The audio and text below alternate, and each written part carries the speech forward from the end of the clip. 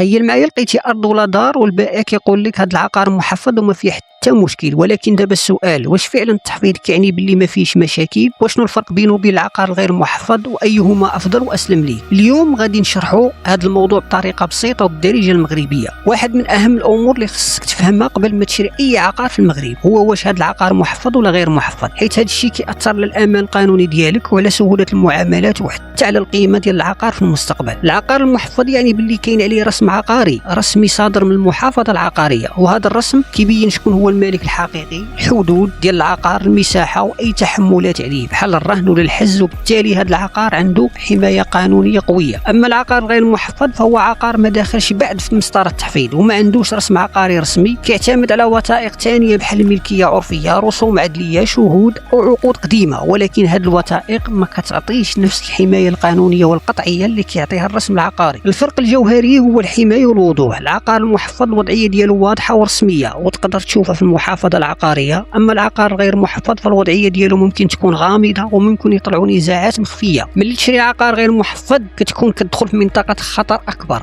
علاش؟ ممكن يطلعوا ورثه اخرين، ممكن تطلع حدود مختلفه، ممكن يكون نزاع قديم، ممكن الوثائق ما تكونش كافيه، وهذا الشيء كيخلق مشاكل قانونيه من بعد. ولكن هذا الشيء ما كاينيش باللي شراء العقار غير محفظ محرم ولا ممنوع. بزاف ديال الاراضي في المغرب بقات غير محفظه، ولكن خصك تكون عارف المخاطر وتاخذ احتياطات اضافيه وتستعين بمختص قانوني او موثق. الا كنتي باغي تشري عقار غير محفظ خصك دير بحث قانوني معمق، تشوف الوثائق العدليه بدقه، كتم الحدود في الواقع، تستشر مع محامي ولا موثق متخصص، وإلى امكن تبدا مسطره التحفيظ في اقرب وقت. ولكن خصنا نفهموا حاجه مهمه، حتى العقار المحفظ بعض المرات يكون فيه تحملات بحال الرهن، حجز، حق ارتفاق ولا حق للغير. لهذا تم اللي كيقول لك محفظ خصك تطلب شهاده خاصه بالوضعيه من المحافظه العقاريه. الخلاصه، العقار المحفظ اكثر امانا ووضوحا قانونيا، والعقار الغير محفظ ممكن يكون فرصه ولكن فيه مخاطر اكبر. فكلتا الحالتين خصك التحقق والفهم والاستشاره قبل ما تخلص اي درهم. الا بغيتي حلقات اكثر على التحفيظ العقاري، الرسم العقاري، النزاعات العقاريه، البيع، الشراء في المغرب، دير لايك وخلي لي في التعليق شنو الموضوع اللي بغيتي نشرحه في الحلقه الجايه. تبارك الله عليكم.